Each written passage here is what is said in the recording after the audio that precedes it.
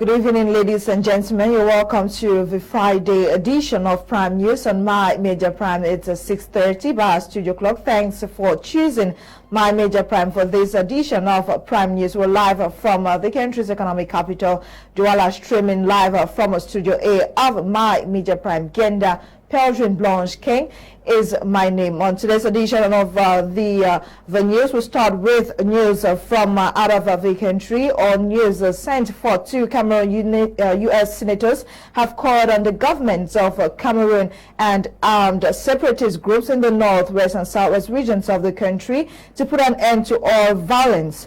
In a 19-page document released recently, the senators urged both parties to pursue a genuinely inclusive dialogue towards resolving the four-year Anglophone crisis. They affirmed that the inability to resolve the crisis has brought untold suffering to the population, and there is a need to re-evaluate the success of the major national dialogue and the fractions that play a pivotal role in crisis resolution, as such involving a third party in a new meeting between the warring parties. The document further called on international community to use diplomatic and punitive methods to ensure a ceasefire in the armed conflicts. One soldier is reported dead in another injured, another attack following violent confrontations between security forces and armed separatists in Bamenda, northwest region of the country. Since the initiation of the Keep Bamenda Clean operations on Thursday, September 10, under the coordination of Brigadier General Cavalera and General Ekongwese Divine, as well as Police Commissioner Emile Ngosmo, Northwest Regional Delegate for National Security, Bamenda has experienced unrest characterized by gunshots and crippled economic activities. It is during one of such clashes that another officer lost his life and another one was injured. It should be noted that the operation Keep Bamenda Clean comes as a strategy to keep the town secured, as well as its environs from separatist attacks.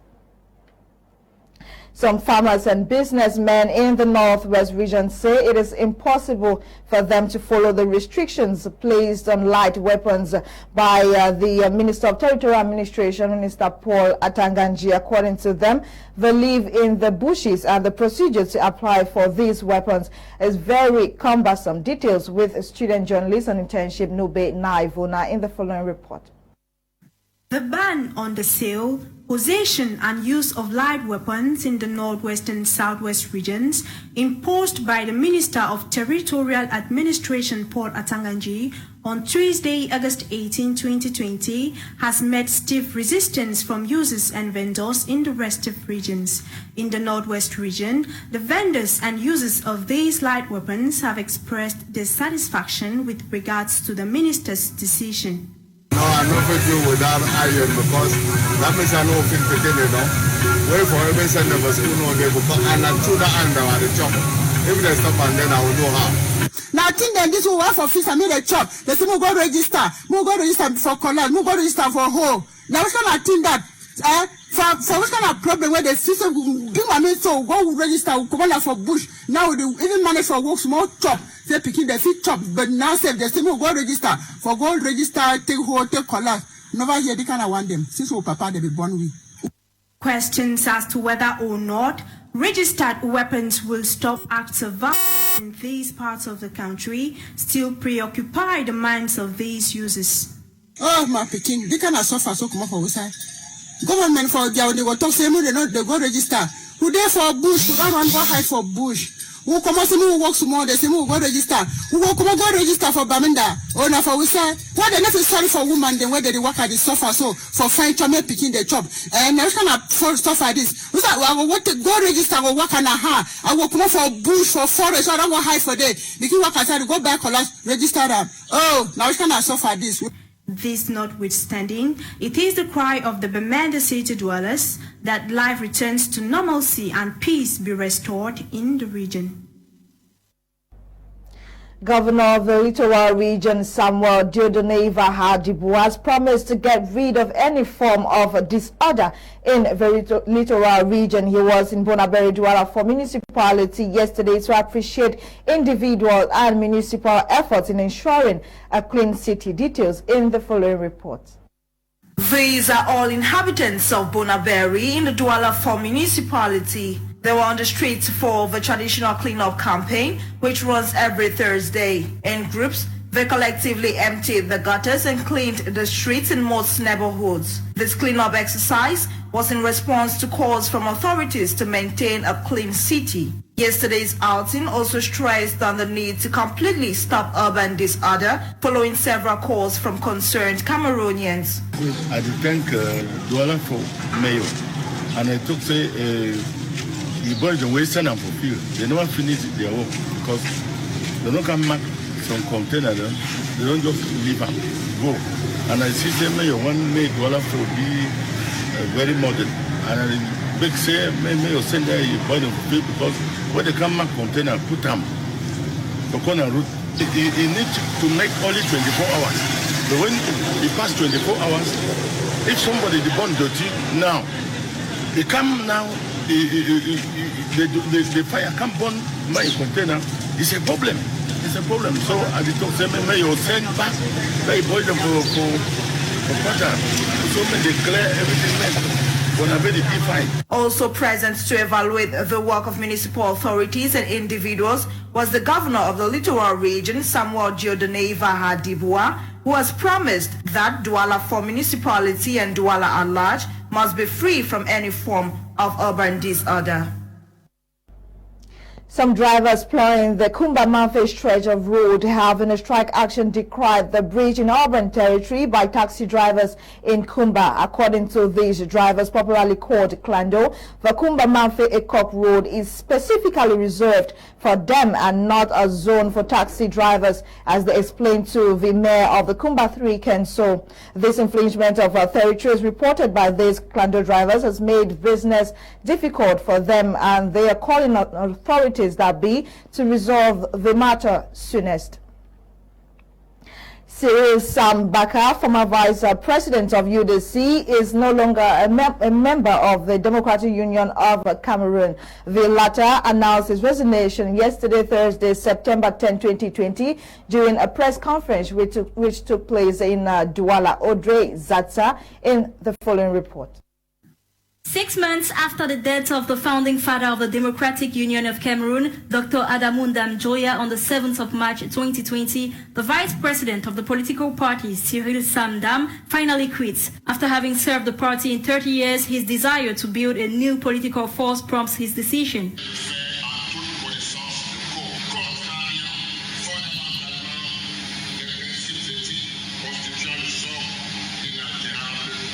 According to him, the party stakes were violated after the death of the national president, replaced by his wife, while the party stakes provided for the vice president to succeed the national president after his departure. He equally denounces the dysfunctions noted in the party as principles and the culture of illegality and illegitimacy in the life and activities of the party, fundamentally contradicting the ethical principles constituting the base of the party.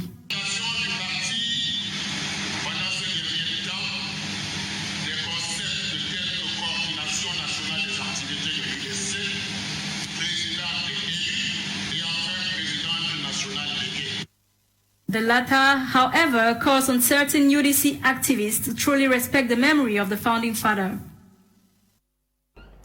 And on our feature page, the sales curve in the poultry sector has shifted following recent influx of birds in the market. Inflation still persists with a drastic effects on daily revenue, as revealed by some chicken vendors. Our reporter Dolly Ngonde visited the Bonamoussadi markets. She compared the following report. The coronavirus pandemic is undoubtedly responsible for wrecking Cameroon's economy, and one sector highly hit by this pandemic is the poultry sector.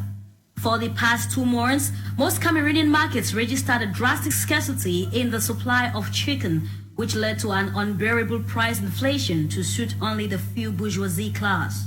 On their part, Many average housewives, restaurant owners, and other consumers of varied chicken species in major urban cities had been complaining of the severe scarcity and price inflation.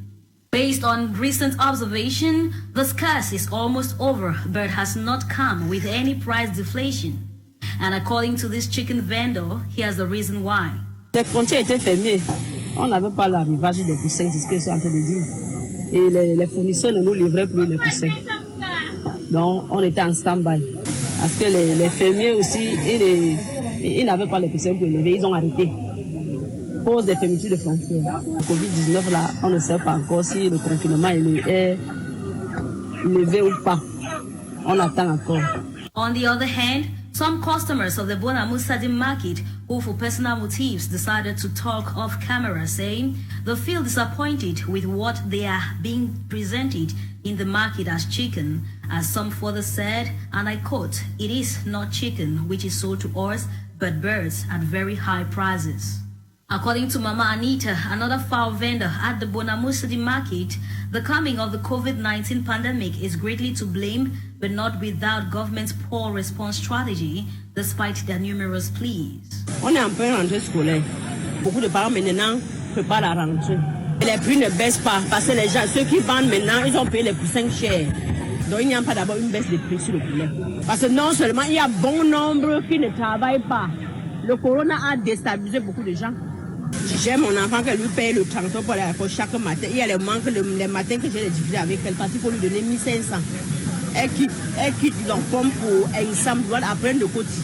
La fois quand j'ai imploré le secours du gouvernement, il n'a rien fait jusqu'à aujourd'hui. Il n'a rien fait.